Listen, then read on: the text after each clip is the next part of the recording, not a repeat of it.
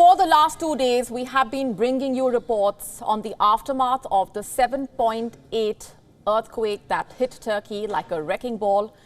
2 days on, the full scale of the catastrophe is still being calculated.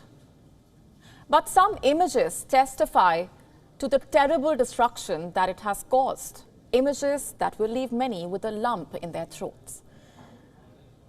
I want to start with this picture. It's from the city of Kahramanmaraş. It shows a large chunk of rubble, what used to be an apartment. Hunched amidst the rubble is a father holding the hand of his dead 15-year-old daughter. She lost her life trapped beneath the rubble.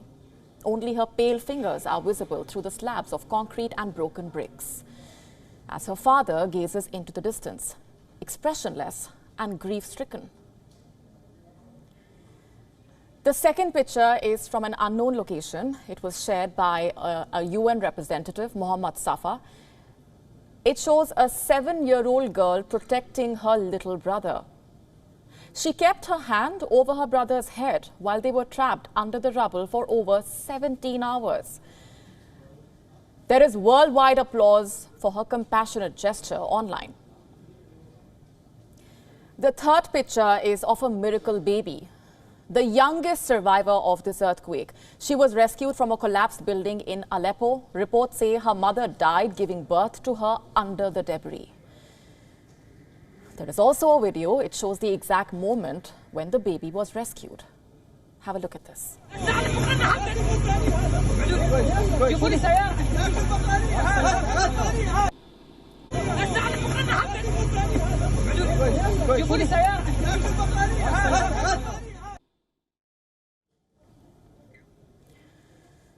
And then we have this video. It shows a Syrian boy being rescued from the rubble, and as soon as he is pulled out, his face lights up as the rescuers break into cheers. This one will melt your heart. Have a look. Allahu Akbar! Allahu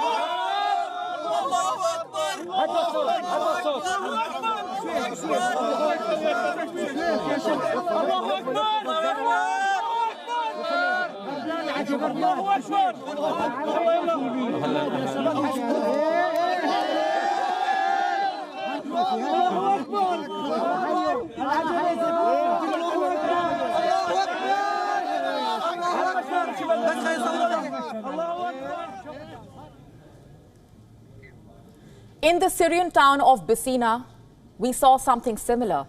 Rescue workers erupted in cheers after saving an entire family from the rubble.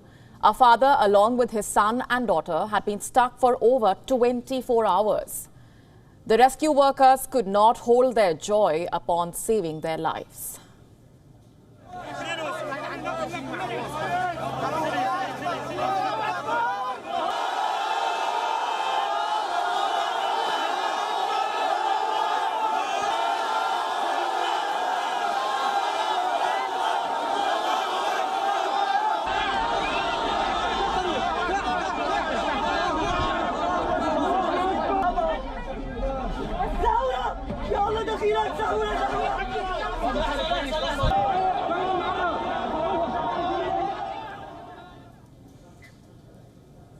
And then you have this video. It's from the city of Jandaris in Syria.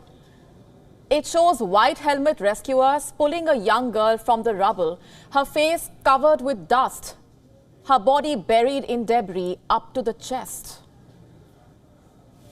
يا عم نور بابا هون نور حكي البابا حكي ايوه ما شاء الله ما شاء الله ليك البابا حكي يا بابا حكي يا بابا الحمد لله على السلامه يا عمو الحمد لله على السلامه يا عمو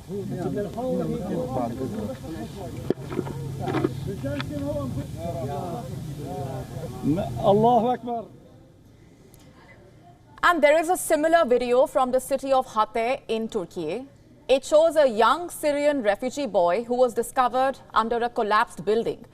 The rescue workers gave the little boy water from a bottle cap before pulling him out of the wreckage. Hey, tamam. Ver az daha ver. Muhammed, al su. also أفلم أفلم أفلم أفلم. محمد أنت جوعان؟ تمام تمام تمام. Hadi az kaldı Muhammed. Aferin Muhammed. Aferin Muhammed. Aznaç aznaç aznaç.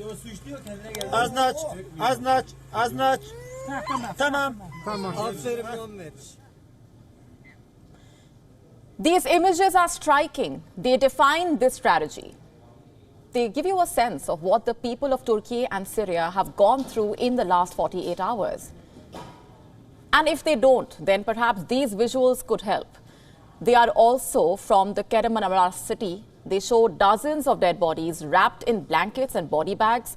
They were seen lying on the ground at a sports facility as the survivors desperately try to identify their loved ones. And this brings us to a question. How many people have actually died? Well, that depends on who you ask. Independent estimates say that more than 10,000 people have lost their lives.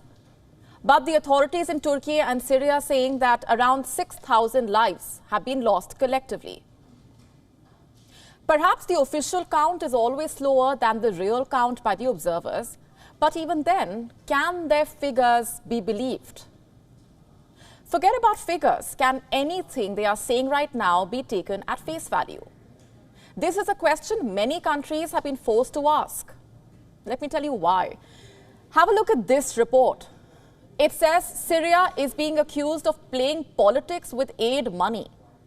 How exactly? By trying to control the aid that is flowing to the country. You see, in Syria, there are a multitude of actors and bodies that wield control, not just the regime of Bashar al-Assad. This map gives you an idea. Yes, the government of Syria controls most of the governorate's capital, but in the northeast, Kurdish-led Syrian Democratic Forces control most of the territory. In northern Aleppo, Turkish-backed groups control most of the territories. And in the northwest, the Hayat Tahrir al-Sham controls most of the territories. So there is not one major body or government that can say that it runs Syria. And this has left international donors with a significant question. Who do they send the aid money to? To the Syrian government only, or to the various groups present in the country? The Syrian ambassador to the United Nations saying only his government should be responsible for the delivery of aid, even to areas that are not under their control. But can they be trusted? Will they send the aid to the rebels? Or will they keep it for themselves? These questions are part of an ongoing debate at the United Nations. And as Syria faces accusations of exploiting the aid money, the leadership in Pakistan is facing accusations of a different sort. They are being accused of indulging in tragedy tourism. What is that? Let me explain.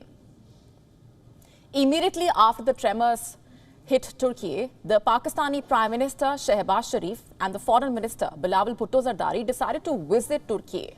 What for? To show their solidarity for the people of the country. Is that it? Or were they merely trying to win some silly brownie points with their supporters by trying to prove just how close they were to their Turkish brothers? Or is it because they wanted to use the devastation as a photo op? We don't know. Whatever be the case, their plan failed to transpire because Turkey did not want them, while all its energy and resources were being devoted to rescue operations. Here's what it reportedly told them. There is no need to come. We are busy with relief operations. That's a rather embarrassing snub. And a snub that Pakistan desperately needed. This is one of the most devastating tragedies to hit Turkey. At a time like this, the last thing the country wants is to look after state guests. Also, if Pakistan really wanted to show its solidarity, it could have sent relief staff and money to Turkey, like India has. From excavation equipment to medical supplies to hospital beds to relief workers, even food. India has sent it all to both Turkey and Syria in the last few days. A 99-member medical team from India has also been mobilized to help the victims there. In fact, the envoys of both countries have appreciated India's efforts, thanking New Delhi for its assistance. Let's listen in to what they had to say. Good, generous response of the government of India is really unique. Later on, His Excellency the Prime Minister wrote about the message of condolences to Syria. The foreign ministers in both countries contacted each other, and the high-ranking officials in the Ministry of External Affairs. By the end of yesterday, the plan was ready and the decision was taken successfully. So let's just get this straight. On one hand, you have Pakistan. The country's leaders, instead of sending help, decide to go on a tragedy tour of Turkey. And on the other hand, you have India, which, without making a show of it, silently provides relief aid to Turkey. A country that Pakistan, by the way, is closer to. It's true what they say. It is in times of crisis that you find out who your real friends are.